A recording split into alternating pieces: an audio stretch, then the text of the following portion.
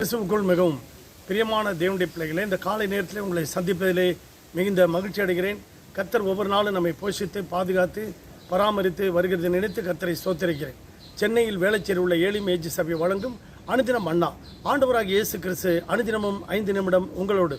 இந்த நாளிலும் தியானத்துக்கு எடுத்துக்கொண்ட வேதவசனம் பிலிப்பியர் 2ஆம் அதிகாரம் 5வது வசனம். கிறிஸ்து இயேசுவுக்குள் இருந்த சிந்தையே உங்களிலும் இருக்க கடவுது என்று வேதம் சொல்கிறது. ஏனென்றால் ரோமர் 1ஆம் அதிகாரத்தில் 21 பார்க்கும்போது அவர்கள் சிந்தனையிலே பாவம் செய்து அவர்கள் வீணர் ஆனார்கள்னு போட்டிருக்கு. ஆம் பிரியமான தேவனுடைய பிள்ளைகளே, இந்த சிந்தை எதை குறிக்கிறது? ஆத்மாவை குறிக்கிறது. அதில் தான் பாவம் செய்து மனிதன் ஆத்மா பாவம் செய்து அது வீணாக போயிடறான் இல்லையா? பாவம் செய்கிற ஆத்மா சாகுன்னு சொல்கிறாங்க. அது மாதிரி ஒரு 2 நண்பர்கள் அவங்க பாட்டுக்கு போயிட்டு இருக்கும்போது ஒரு நண்பர் சொல்கிறான், டேய் இங்கே கச்சேரி நடக்குது, நம்ம எல்லாம் அங்கே போகலாம், நல்ல சொற்பொழிவு, அங்கே சொற்பொழிவு நடக்கிற இடத்துக்கு நம்ம போகலாம், நம்ம ஆன்மீக சொற்பொழிவு அங்கே நடக்குது, கச்சேரி நடக்குது, ஆனால் அந்த ஆன்மீக சொற்பொழிவை நம்ம கேட்க போகலாம் அப்படின்னு ஒருத்தன் சொல்கிறான். ஆனால் இன்னொரு நண்பன் என்ன செய்கிறான், போகும்போதே 2 பேரும் போயிட்டு இருக்கும்போதே ஒரு விலைமாது வராங்க. ஒரு விலைமாது வந்து அவனை கூட்டிகிட்டு போயிடுறாங்க. இவன் ஆன்மீகவாதி சொற்பொழிவுக்கு போகிறான்.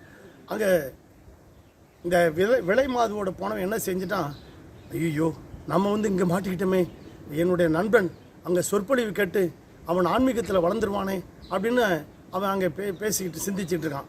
ஆனால் அங்கே சொற்பொழிவு கேட்டுக்கிட்டு இருக்க அந்த ஆன்மீகவாதி என்ன செய்கிறான், ஐயோ என் நண்பன் விலைமாதுக்கிட்ட போனானே, அவன் ரொம்ப ஜாலியாக இருப்பான் போல இருக்கு அப்படின்னு அவன் சொல்லிகிட்டு இருக்கான்.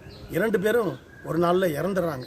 இறந்த உடனேமே அந்த விலைமாதுக்கிட்ட போனவன் நேராக அவன் மோட்சத்துக்கு போயிட்டான். அந்த சொற்பொழிவு கேட்டவன் நரகத்துக்கு போயிட்டான். ஐயோ அந்த பிசாசுக்கிட்ட கேட்குறான், நான் வந்து நல்ல சொற்பொழிவு கேட்டு ஆன்மீக இதெல்லாம் வளர்ந்தனே, நான் ஏன் இங்கே வந்தேன்? அப்போ அந்த சாத்தான் சொன்னானா, நீ ஆன்மீக இடத்துக்கு அந்த சொற்பொழிவு சொல்கிற இடத்துக்கு போனால் கூட உன்னுடைய சிந்தனை பூரா அந்த விபச்சார ஸ்திரியோடு தான் இருந்தது. ஆனால் அவன் என்ன செஞ்சான், அவன் சிந்தனையெல்லாம் சொற்பொழிவு காட்டுகிற ஆன்மீகத்தில் தான் அவன் இருந்தது. அதனால் நீ இப்போ நரகத்தில் இருக்கிற, அவன் இப்போ மோட்சத்தில் இருக்கான் அப்படின்னு சொன்னானா.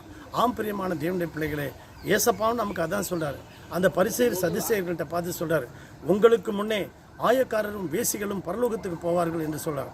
அப்படியாக யோசுவாவின் புத்தகத்தில் அங்கே 2ஆம் அதிகாரத்தில் பார்க்கும்போது ராகாப் என்கிற வேசி அந்த வேவுகாரரை பாதுகாத்து கொண்டதுனால அந்த வேவுகாரர் சொல்கிறார், நீ எங்களை பாதுகாத்தில்ல, இந்த நகரத்தை அழிக்க போகும்போது உங்களையும் நாங்கள் பாதுகாப்போம். அதற்காக நீ என்ன செய்கிற, ஒரு சிவப்பு நூலில் கட்டி உன் வீட்டில் அப்படியே சோத்தில் தொங்க விடு. நாங்கள் நகரத்தை அழிக்க வரும்போது, இந்த எரிகோ பட்டணத்தை அழிக்க வரும்போது நாங்கள் உன்னையும் உன் தகப்பன் வீட்டை எல்லாரையும் நாங்கள் பாதுகாத்து கொள்வோம் அப்படின்னு அவன் சொன்னான்.